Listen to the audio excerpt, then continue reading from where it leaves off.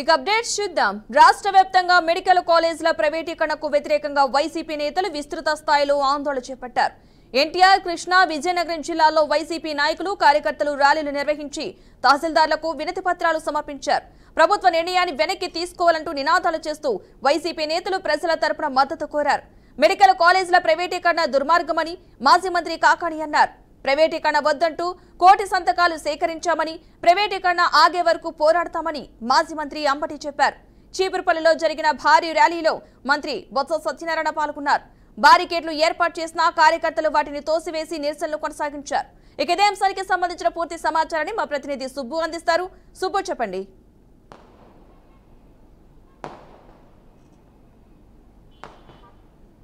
Okay Padma, ఈరోజు రాష్ట్ర వ్యాప్తంగా జరిగిన నిరసన కార్యక్రమంలో వైసీపీ పెద్ద ఎత్తున పాల్గొన్నారు. వైసీపీ శ్రేణులు కూడా ఈ కార్యక్రమంలో పాల్గొని ఏదైతే ప్రభుత్వం ప్రైవేటీకరణ చేయాలని, వైద్య కళాశాల ప్రైవేటీకరణ చేయాలని చెప్పేసి నిర్ణయించుకుందో ఆ నిర్ణయానికి వ్యతిరేకంగా వైసీపీ శ్రేణులు ఉద్యమించాయి. ఎక్కడికక్కడ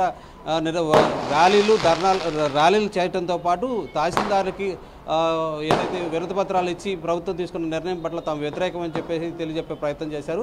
మొత్తం మనం ఉమ్మడి కృష్ణా జిల్లాలో అయితే కృష్ణా జిల్లా, ఎన్టీఆర్ జిల్లాలో చూసుకుంటే ముఖ్యంగా కృష్ణా జిల్లాలో మచిలీపట్నంలో ఆయన తండ్రుడు పేరుని కిట్టు కూడా ఈ కార్యక్రమంలో పాల్గొన్నారు. తర్వాత గుడివాడలో కొడాలని అందుబాటులో లేకపోవడంతో వైసీపీ కార్యకర్తలు, నాయకులు ఈ ర్యాలీలో పాల్గొన్నారు. మనం పామర్ నియోజకవర్గంలో చూసుకుంటే మాజీ ఎమ్మెల్యే కైలే అనిల్ కుమార్ పాల్గొన్నారు. అవిరిగడ్డ నియోజకవర్గంలో మాజీ ఎమ్మెల్యే సింహాద్రి రమేష్ బాబు ఈ కార్యక్రమాలు పాల్గొన్నారు. ప్లస్ మనం ఇక్కడ పనుమలూరు నియోజకవర్గంలో చూసుకుంటే దేవభక్తుని చక్రవర్తి ఈ కార్యక్రమంలో పాల్గొన్నారు. ముఖ్యంగా మనం గన్నవరం నియోజకవర్గంలో చూసుకుంటే గన్నవరం నియోజకవర్గంలో వల్లభనేని వంశీ ఆయన జైలుకి వెళ్ళిన తర్వాత ఇదే మొదటిసారి ఒక పార్టీ కార్యక్రమంలో పాల్గొంటామని కూడా చెప్పుకోవచ్చు. Next Vijayawada east, west, central నియోజకవర్గాల్లో విజయవాడ ఈస్ట్లో దేవినేని అవినాష్ పాల్గొనగా సెంట్రల్ నియోజకవర్గంలో మల్లాది విష్ణు, వెస్ట్లో వెల్లంపల్లి శ్రీనివాస్, మాజీ మంత్రి వెల్లంపల్లి శ్రీనివాస్ ఎవరైతే ఉన్నారో ఆయన ఈ కార్యక్రమంలో పాల్గొనడం జరిగింది. ముఖ్యంగా ఎన్టీఆర్ జిల్లాలో చూసుకుంటే మైలవరం, తిరువూరు, జగ్గయ్యపేట, నందిగామంలో కూడా మండితోక జగన్మోహన్ రావు కూడా పాల్గొనడం జరిగింది. మొత్తం వీళ్ళందరూ కూడా పెద్ద ఎత్తున ర్యాలీల్లో పాల్గొనడం జరిగింది. ర్యాలీల ద్వారా తమ నిరసన అయితే తెలపడం జరిగింది. నిరసన తెలుపుతూ ఎంఆర్ఓ కార్యాలయానికి చేరుకున్నారు. ప్రభుత్వం ఏదైతే నిర్ణయం తీసుకుందో ఈ మెడికల్ కాలేజీలు ప్రైవేటు భాగస్వామ్యం తీసుకోవాలని చెప్పి ప్రభుత్వ నిర్ణయానికి తాము వ్యతిరేకమని చెప్పేసి చెప్తా ఉన్నారు. మాజీ ముఖ్యమంత్రి జగన్మోహన్ రెడ్డి 17 మెడికల్ కళాశాలలు తీసుకొస్తే వాటన్నిటిని ప్రైవేటు పరం చేయాలని చెప్పేసి చంద్రబాబు నాయుడు ప్రభుత్వం చూసిందని చెప్పేసి కూడా వాళ్ళందరూ ఆందోళన వ్యక్తం చేస్తున్నారు. దీని కారణంగా ఏదైతే మెడికల్ విద్య అనేది బిలో మిడిల్ క్లాస్ వాళ్ళకి కలగానే మిగిలిపోతుందని చెప్పేసి కూడా వాళ్ళు ఆందోళన చేయడం జరిగింది. అయితే మనం విజయవాడ సెంట్రల్ నియోజకవర్గంలో చూసుకుంటే విజయవాడ సెంట్రల్ నియోజకవర్గంలో మల్లాది విష్ణు ఈ ర్యాలీ కార్యక్రమాన్ని నిర్వహించారు. ఈ కార్యక్రమానికి సిపిఐ నగర కార్యదర్శి జి కోటేశ్వరరావు కూడా మద్దతు తెలపడం జరిగింది. ఆయన కూడా ఈ నిరసన కార్యక్రమంలో పాల్గొని ప్రభుత్వానికి వ్యతిరేకంగా వైసీపీకి మద్దతుగా ఈ నిరసన కార్యక్రమంలో పాల్గొనడం జరిగింది. టోటల్గా వీళ్ళంతా కూడా ప్రభుత్వం తీసుకున్న నిర్ణయం ఏదైతే ఉందో మెడికల్ కాలేజీ ప్రైవేట్ పరం చేయడం ద్వారా వైద్య విద్య చాలా ఖరీదు అవుతుందని చెప్పేసి, పేదవాళ్ళకి ఇది అందరూ ద్రాక్షగా మారుతుందని చెప్పేసి కూడా ఆందోళన వ్యక్తం చేయడం జరిగింది. అంతేకాక దీనికి వ్యతిరేకంగా కోటి సంతకాల సేకరణ కార్యక్రమం ఏదైతే చేపట్టారో రాష్ట్ర వ్యాప్తంగా ఆ కార్యక్రమం విజయవంతమైందని, వీటన్నిటిని కూడా కేంద్ర రాష్ట్ర ప్రభుత్వాలకు పంపించడం ద్వారా తమ నిరసన తెలియజేస్తామని కూడా చెప్పడం జరిగింది. అంతేకాకుండా ప్రస్తుతం మనం చూస్తూ ఉంటే విజయనగరంలో కూడా ఈ కార్యక్రమం జరిగింది. విజయనగరంలో కలెక్టరేట్ సమీపంలో పోలీసులు బారికేట్లు ఏర్పాటు చేస్తే బారికేట్లు తన్నుకుంటూ వెళ్ళారు. విజయనగరం చీపురుపల్లి జిల్లాలో చీపురుపల్లిలో ఈ కార్యక్రమంలో బొత్స సత్యనారాయణ కూడా పాల్గొనడం జరిగింది. రాష్ట్ర వ్యాప్తంగా ఈ కార్యక్రమం జరిగింది. కృష్ణా జిల్లాలో పూర్తిగా విజయవంతంగా జరిగిందని చెప్పుకోవాలి. నాయకులు, కార్యకర్తలు ఎక్కడికక్కడ ప్రభుత్వానికి వ్యతిరేకంగా నినాదాలు చేశారు. ప్రభుత్వం తీసుకున్న నిర్ణయాన్ని వెంటనే వెనక్కి తీసుకోవాలని, లేకపోతే రానున్న రోజుల్లో మరిన్ని ఆందోళన చేసి తమ నిరసన వెలుగెక్కుతామని చెప్పేసి కూడా ప్రభుత్వానికి వ్యతిరేకంగా నినాదాలు చెప్పడం జరిగింది. Padma. Right, thank you Subbu. ఢిల్లీలోని ఎర్రకోట వద్ద పేలుడు ఘటనలో తవ్వే కొద్దీ సంచలన విషయాలు వెలుగులోకి వస్తున్నాయి. 26/11 ముంబై దాడుల తరహాలో దేశ రాజధానిలో వరుస పేలుళ్లకు ఉగ్రవాదులు కుట్ర పన్నినట్లు విశ్వసనీయ వర్గాల సమాచారం. కాగా పేలుడు బాధితులను ప్రధాని నరేంద్ర మోడీ పరామర్శించారు. కాగా ఘటనపై మోడీ ఉన్నత స్థాయి సమీక్ష నిర్వహించారు. ఢిల్లీ బ్లాస్ట్ ఘటనతో పాటు దేశవ్యాప్తంగా ఉగ్రవాదుల ఏరివేతపై కీలక నిర్ణయం తీసుకునే అవకాశం ఉంది. ఇదిలా ఉంటే మరోవైపు దేశవ్యాప్తంగా 5 పెద్ద ఎయిర్పోర్టులకు బాంబు బెదిరింపులొచ్చాయి.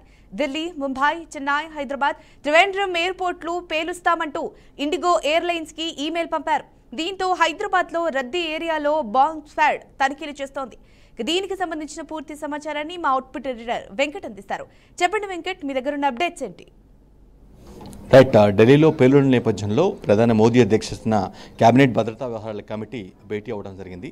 ప్రధానంగా పేలుళ్ల నేపథ్యంలో ఈ భేటీకి నిర్మలా సీతారామన్తో పాటుగా అమిత్ షా, అదేవిధంగా విదేశీ శాఖ మంత్రి జయశంకర్, మరో మంత్రి కూడా కీలకమైన మంత్రి అంటే జాతీయ భద్రతా సలహాదారు అజిత్ దోవల్ కూడా సమావేశం పాల్గొనడం జరిగింది. ప్రధానంగా పేలుళ్ల తర్వాత ఢిల్లీలో కార్ బాంబ్ పేలుళ్ల తర్వాత దేశవ్యాప్తంగా నెలకొన్న పరిస్థితులు ఏంటి, ఇప్పటికే ఇన్వెస్టిగేషన్లో చాలా పెద్ద ప్లాన్కి కుట్ర చేశారు. ఏదైతే ఈ టెర్రర్ మాడ్యూల్ ఏదైతే ఉందో వైద్యులు ఇందులో పార్టిసిపేట్ చేశారో, ఏదైతే ఈ పెళ్లిళ్ళు వెనక డాక్టర్స్ ఉన్నారు, కొంతమంది ఒకరిద్దరు డాక్టర్స్ ఉన్నారనేది ఇప్పటికే నిర్ధారించారు. దానికి సంబంధించి ఆ మాడ్యూల్ వెనక పాకిస్తాన్ కేంద్రంగా పనిచేసే జైషే మహమ్మద్ ఉగ్రవాద సంస్థ ఉందనేది ఒక అంచనాకు వచ్చారు. సో అంతేకాదు వారు ఆల్మోస్ట్ ఢిల్లీలో చాలా వరుస పెళ్లిళ్ళకు ప్లాన్ చేసినట్టు కూడా అర్థమవుతుంది.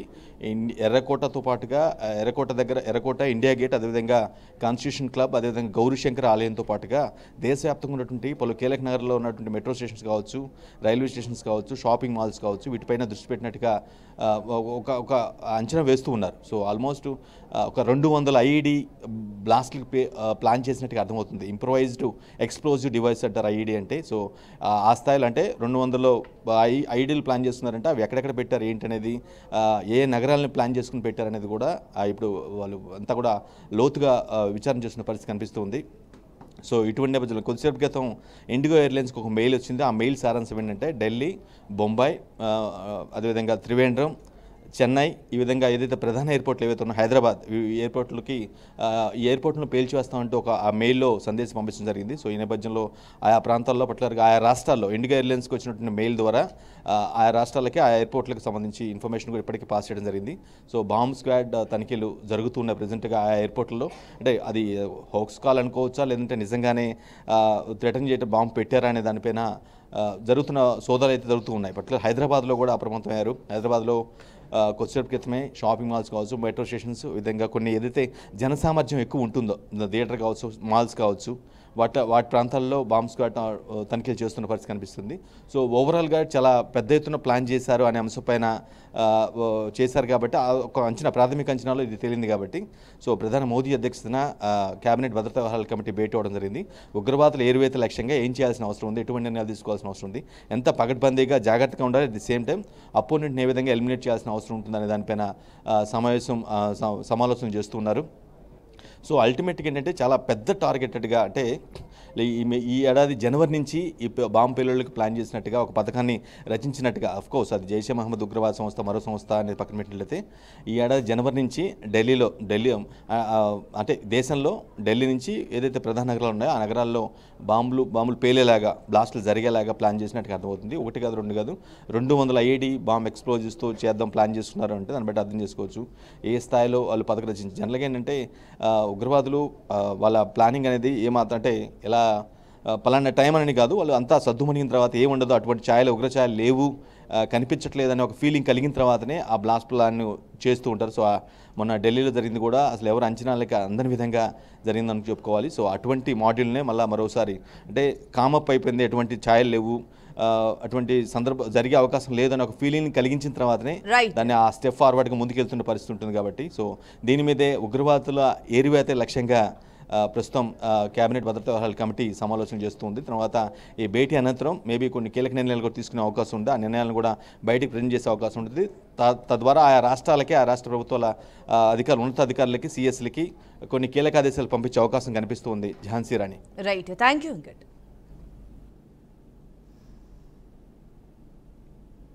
తెలంగాణ ముఖ్యమంత్రి రేవంత్ రెడ్డి ఇవాళ రాత్రి ఢిల్లీకి వెళ్లనున్నారు. అక్కడ రేపు ఉదయం 9 గంటలకు US India strategic partnership forum సమావేశంలో పాల్గొననున్నారు. ఇక డిసెంబర్ 8, 9 తేదీలలో రైజింగ్ ఇండియాలో భాగంగా హైదరాబాద్లో ఇండో యుఎస్ సమ్మిట్ నిర్వహించనున్నారు. ఈ సమ్మిట్కు వచ్చే వివిధ కంపెనీల ప్రతినిధులతో సీఎం భేటీ అయ్యి వారిని తెలంగాణకు ఆహ్వానించనున్నారు. అనంతరం పలువురు కేంద్ర మంత్రులతోనూ సమావేశం అయినట్లుగా తెలుస్తోంది. ఇక ఇదే అంశానికి సంబంధించి మా ప్రతినిధి రవీందర్ పూర్తి సమాచారాన్ని అందిస్తారు. రవీందర్, చెప్పండి. ఏదైతే రాష్ట్ర ముఖ్యమంత్రి రేవంత్ రెడ్డి గారు ఢిల్లీ పర్యటన ఖరారైంది. 7 గంటలకు, ఈ రోజు సాయంత్రం 7 గంటలకు ఢిల్లీ పర్యటనలో భాగంగా అక్కడ ఉన్నతాధికారులను, తర్వాత ఏదైతే కంపెనీస్ రావాల్సినటువంటి ఇతర దేశాలు నిర్ణయించే ప్రతినిధులను కావచ్చు, తర్వాత రాష్ట్రానికి రావాల్సిన నిధులపైన కూడా ఆయన ప్రత్యేకమైన శ్రద్ధతోని, ప్రత్యేకమైన ఒక ఆలోచన విధానంతోని ఢిల్లీ టూర్ అయితే పెట్టుకోవడం జరిగింది. మొత్తానికి చూసినట్లయితే రానున్న డిసెంబర్ లో 8, 9 తారీఖు ప్రతినిధుల సమావేశం ఇతర కంట్రీస్ నుంచి, ఇతర దేశాల నుంచి వచ్చేటువంటి 25 కంపెనీల దేశాల వాళ్ళతో కూడా ఆయన ఉపాధి ఏంటంటే నిరుద్యోగులకు అవకాశాలు కల్పే విధంగా, ఉపాధి కల్పించే విధంగా ఏర్పాట్లు చేసే విధంగా ఒక రూపకల్పన చేసుకోవడానికి అయితే ఈరోజు ఢిల్లీ టూర్ లో ప్రయాణం అయితే జరిగింది. ఆయన ఒక ఆలోచన విధానంతో వెళ్లారు. మొత్తాన్ని మీద డిసెంబర్ లో అయితే అన్ఎంప్లాయ్మెంట్ మేము కూడా 1000 మందికి ఉద్యోగాలు ఇచ్చాము. ఉద్యోగాలు కల్పించే దిశగా 25 కంపెనీలు ఉన్నటువంటి ఏదైతే ప్రాజెక్ట్ వర్క్ల కింద ఏదైతే సాఫ్ట్వేర్ కావచ్చు, ఇతర రంగాల్లో ఏదైనా కావచ్చు, కానీ 25 దేశాల నుంచి ప్రతినిధులు పిలిచి బ్రహ్మాండంగా మన రాష్ట్ర యువతకు ఉద్యోగ అవకాశాలు కల్పించాలనేది ఒక దృఢ సంకల్పంతోనే ఆయన ఢిల్లీ టూర్ పెట్టుకోవడం జరిగింది. అనంతరం రాష్ట్రానికి రావాల్సినటువంటి నిధులు, తర్వాత అభివృద్ధి విషయంలో మళ్ళీ కేంద్ర మంత్రులను కూడా కలిసే అవకాశాలు అయితే మెండుగా ఉన్నాయి. ఒక 2 రోజుల ప్రోగ్రామ్ అయితే ఆయన టూర్ ప్రోగ్రామ్ పెట్టుకొని దాని మీద ఢిల్లీ పర్యటన వెళ్ళడం జరిగింది. మొత్తానికి ఈ రోజు కొంతమంది ఇండోనేషియా నుంచి వచ్చినటువంటి, ఇతర దేశాల నుంచి వచ్చినటువంటి ప్రతినిధులు అయితే ఉన్నారో వాళ్ళతో ముఖ్య సమావేశం ఏర్పాటు చేసుకోవడం, దానికి అపాయింట్మెంట్ తీసుకోవడం జరిగింది. దానిపైన నిధులు తీసుకురావడం, ఆ కంపెనీ ఏదైతే ఉందో ఇక్కడ నెలకొల్పే విధంగా అయితే ఒక రూపకల్పన, ఒక భారీ ఆలోచన విధానంతోనైతే ఆయన ఢిల్లీ పర్యటన చేయడం జరిగింది. Jhansi, right, thank you for the update Ravinder. మిగిలిన అప్డేట్స్ చూద్దాం. రాష్ట్రంలో సంచలనం రేకెత్తించిన మదనపల్లి గ్లోబల్ ఆసుపత్రి కిడ్నీ దందా వ్యవహారంపై డిఎంహెచ్ఓ దేవా శిరోమణి సీరియస్ అయ్యారు. మదనపల్లి ఘటనలో గ్లోబల్ ఆసుపత్రి సీజ్ చేసేందుకు ఆదేశించారు. కిడ్నీ రాకెట్ ఘటన దృష్ట్యా గ్లోబల్ ఆసుపత్రిలో తనిఖీలు నిర్వహించారు. అనంతరం ఆసుపత్రిని సీజ్ చేయాలని డిఎంహెచ్ఓ దేవ శిరోమణి ఆదేశించారు. అలాగే గ్లోబల్ ఆసుపత్రిలో పలు రికార్డులను వైద్యాధికారులు స్వాధీనం చేసుకున్నారు. రికార్డులు పరిశీలించిన అనంతరం పూర్తి వివరాలు వెల్లడిస్తామని డిఎంహెచ్ఓ తెలిపారు. ఇక ఇదే అంశానికి సంబంధించిన పూర్తి సమాచారాన్ని మా ప్రతినిధి సుధీర్ అందిస్తారు. సుధీర్, చెప్పండి.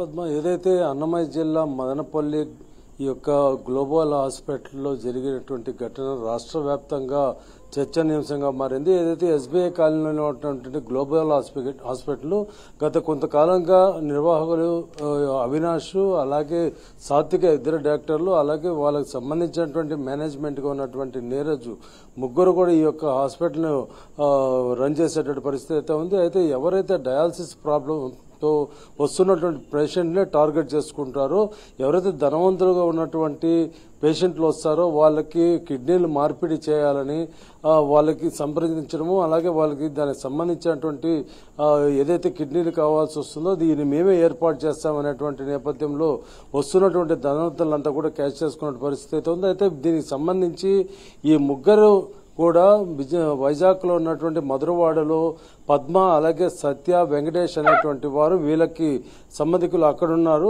అదే వీళ్ళు ఒక బ్రోకర్లుగా అక్కడ వ్యవహరిస్తుంటారు. ఎవరైతే వీళ్ళకి పేషెంట్ కావాల్సి వస్తారో, పేషెంట్కి అవసరమైనటువంటి కిడ్నీ అవసరం ఉంటుందో అటువంటి పరిస్థితుల్లో వాళ్ళకి చెప్పినట్టయితే ఆ ప్రదేశంలో ఎవరైతే నిరుపేదలు ఉంటారో, లేదంటే డబ్బుల సమస్య ఉంటారో, ఇటువంటి టార్గెట్ చేసుకుని మరీ తీసుకురావడం, మదనపల్లికి పంపించడము, మదనపల్లికి చేరుకున్నటువంటి వారిని ఈ యొక్క హాస్పిటల్ నిర్వాహకులు, మేనేజ్మెంట్ అంతా కూడా వాళ్ళని తీసుకెళ్లి ఆ ఆపరేషన్ చేసేటువంటి గతంలో జరిగినాయని కూడా వెలుగులోకి వచ్చి ఇదే కోణంలో తీసుకున్నట్టయితే ప్రస్తుతము గత 9వ తేదీ ఆదివారం తీసుకున్నట్టయితే వైజాగ్ మధురవాడకు చెందినటువంటి యమున అనేటువంటి యువతిని కిడ్నీ మార్పిడి చేయించాలనేటువంటి నేపథ్యంలో ఆమె అక్కడి నుంచి మదనపల్లి తీసుకొచ్చి ఒక వ్యక్తికి కిడ్నీ మార్పిడి చేసేటువంటి సమయంలో వైద్యం వికటించి ఒకసారిగా ఫిట్స్ రావడంతో ఆమె ఆన్ టేబుల్ ప్రాణాలు కోల్పోయినటువంటి పరిస్థితి ఉంది. వెంటనే వాళ్ళ సంబంధించినటువంటి తల్లిదండ్రులకి ఈ యొక్క విషయం తెలియజేయడంతో యమునాతో సన్నిహితంగా ఉన్నటువంటి సూరిబాబు అనేటువంటి వ్యక్తికి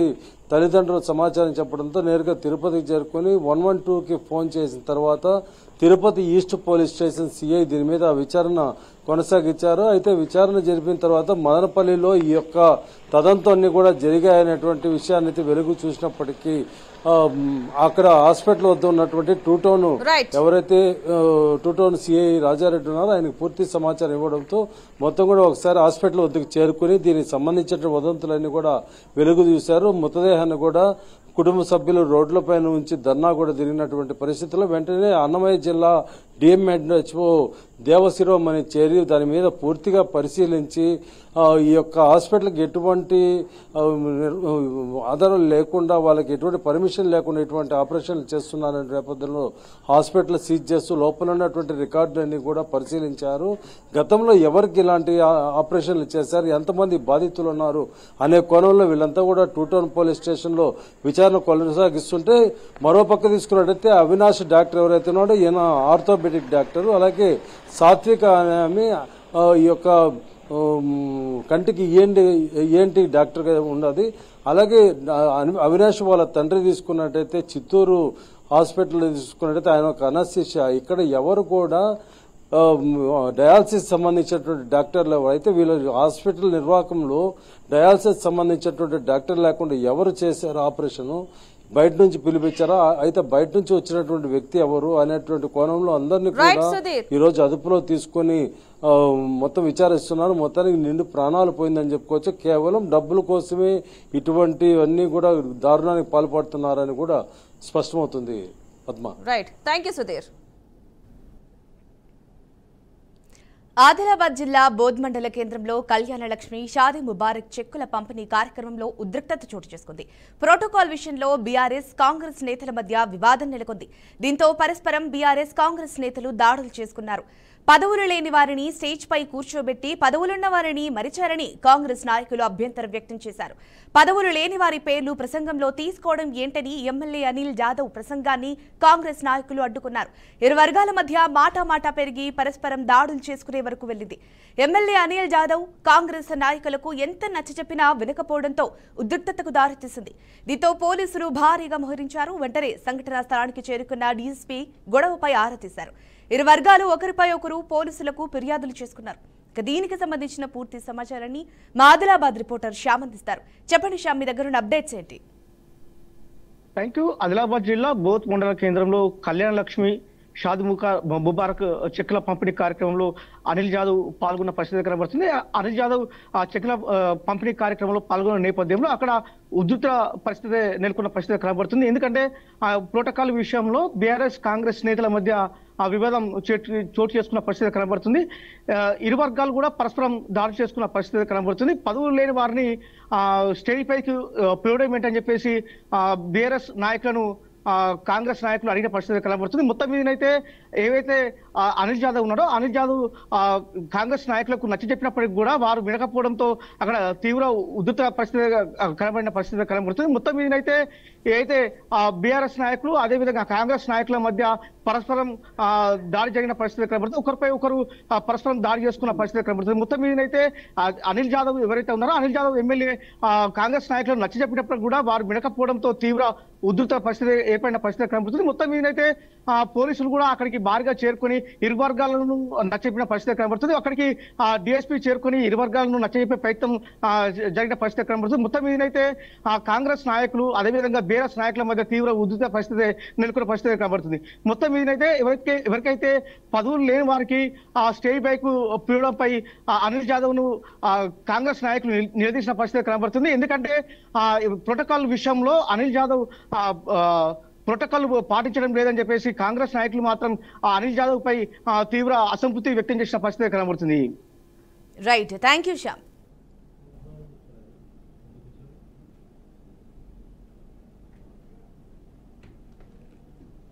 మెడికల్ కాలేజీల ప్రైవేటీకరణకు వ్యతిరేకంగా వైసీపీ శ్రేణులు కేతిరెడ్డి పెద్దిరెడ్డి ఆధ్వర్యంలో ర్యాలీ నిర్వహించేందుకు సిద్ధమయ్యారు.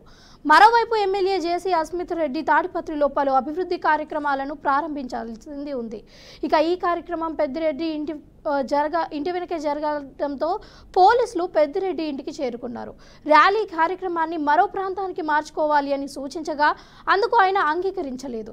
ఇక పోలీసులు అనుమతితోనే ర్యాలీ చేపడుతున్నామని, అనుమతి ఇచ్చినట్లే ఇచ్చి ఇప్పుడు అడ్డుకోవడం ఏంటి అని ఆగ్రహం వ్యక్తం చేశారు. పోలీసులు పర్మిషన్తోనే యాడికి మండలం నుంచి ర్యాలీ చేపడుతున్నామని, ఇప్పుడు అక్కడికి వెళ్లకుండా అడ్డుకోవడం ఏంటి అని ప్రశ్నించారు. ఇక పెద్దిరెడ్డి పోలీసుల మధ్య తీవ్ర వాగ్వాదం జరగగా తాడిపత్రిలో టెన్షన్ వాతావరణం నెలకొంది. ఇక ఇదే సమాచారానికి సంబంధించి మా ప్రతినిధి బసవరాజు అందిస్తారు. బసవరాజు, చెప్పండి. Thank you Ramya. ఏదైతే అనంతపురం జిల్లా తాడిపత్రిలో ఏదైతే ఆద్యాంతం ఉత్కంఠభరితంగా ఏదైతే ప్రతి క్షణంగా టెన్షన్ నెలకొన్న పరిస్థితులు, పోలీసులు అయితే ఏం చేయాలో అర్థం కాక తలను పట్టుకున్న పరిస్థితి నెలకొంది. ప్రధానంగా అంటే గత కొద్ది కాలం చూస్తున్నాం, కూటమి ప్రభుత్వము అధికారం 1.5 years అయింది. అప్పటి నుంచి కూడా జేసీ కుటుంబానికి, కేతిరెడ్డి పెద్దిరెడ్డి కుటుంబానికి ప్రతి అంశంలో కూడా గొడవలు జరుగుతూ ఉన్నాయి. వీరిద్దరి మధ్యన అంటే ఎలా వీళ్ళని చక్కబెట్టాలి లేదా ఎలా వీళ్ళని కంట్రోల్ చేయాలి అర్థం కాక పోలీసులు అయితే తలలు పట్టుకుంటున్న పరిస్థితి. తాజాగా మరి ఈ రోజు చూస్తా ఉన్నాం మనం, ఏదైతే అంటే వైసీపీ స్టేట్ కాల్ మేరకు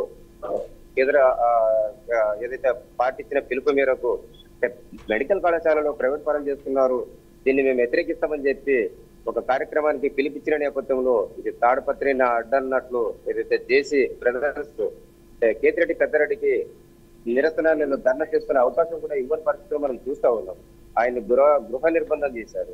అయితే ఆయన చెప్తున్నాడు మీడియా ముఖంగా, ఏదైతే నేను అంటే రిటర్న్ గానే పోలీసులను రిక్వెస్ట్ చేశాను, పర్మిషన్ ఇవ్వండి అని. ఆ రకంగా నాకు ఇచ్చారు, పర్మిషన్ ఇచ్చినట్టు ఇచ్చి ఉన్న పడంగా లేదని చెప్పి లేదా నన్ను ప్రాణహాని లేదా శాంతి భద్రతకు విఘాతం కలుగుతుందని చెప్పి ఇలా కట్టడి చేయడం ఏంటి, ప్రాణహాని ఎవరి వాళ్ళు ఉంది వాళ్ళ పేర్లు చెప్పడం కూడా ఆయన అడిగిన పరిస్థితి. అలా పేర్లు చెప్పడానికి పోలీసులు నిరాకరించారు.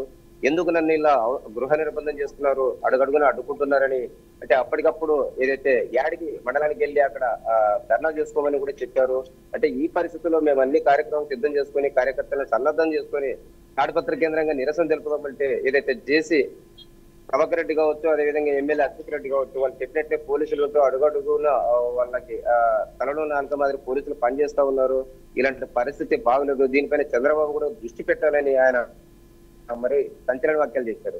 అసలు జేసీ ప్రభాకర్ రెడ్డి ఇలాకాలో అమ్మవారికి తగిన స్థానం ఉందా లేదా ఆ విషయం కూడా కనుక్కోవాలి. అందరూ కూడా ఆయన నుంచి ఇబ్బందులు పడతా ఉన్నారు. ఇలాంటి వాతావరణంలో అంటే పోలీసులు ఏకపక్షంగా వ్యవహరించరాదు, ఇది మంచిది కాదు. ఏదైతే ఎస్పీ గారిని అడిగామో, అడిషనల్ ఎస్పీ గారిని అడిగాము, అంటే ఉన్నతాధికారులు పర్మిషన్ తీసుకొని ఈ విధంగా కార్యక్రమం చేయడానికి అంటే ఇన్ని షరతులు పెట్టి ఈ విధంగా మనిషిని చేస్తే ఇది ఎంతవరకు సమంజసము, ఈ పాలన మంచిది కాదని కేతిరెడ్డి పెద్దిరెడ్డి చాలా ఘాటు విమర్శలు పోలీసుతో వాగ్వివాదం చేసిన పరిస్థితులు కూడా చూస్తా ఉన్నాం. అంటే ఉత్కంఠభరితంగా ఏదైతే పిలచడం అనుచరులు అంతా గుమిగూడిన పరిస్థితులు చాలా మంది అక్కడ చేరుకున్న పరిస్థితులు.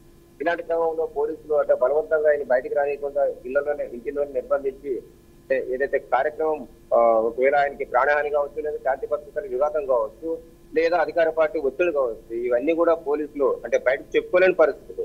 అంటే వాళ్ళు అటు చెప్పుకోలేక ఇటు చెప్పుకోలేక వీళ్ళిద్దరి మధ్యన కూడా నడిచిన పరిస్థితులు. ఎట్టకేలకు ఈరోజు ఏదైతే స్టేట్ కాల్ పిలిచిన వరకు అంటే ఆందోళన ఆయన చేయని పక్షంలో ఇంటిలోనే గృహ నిర్బంధమైన పరిస్థితి మనం చూస్తా ఉన్నాం. Thank you for the update Subbu. ఇక 6 at 6 అప్డేట్స్. మరిన్ని అప్డేట్స్ కోసం చూస్తూనే ఉండండి BRK న్యూస్, తెలుగోడి సత్తా.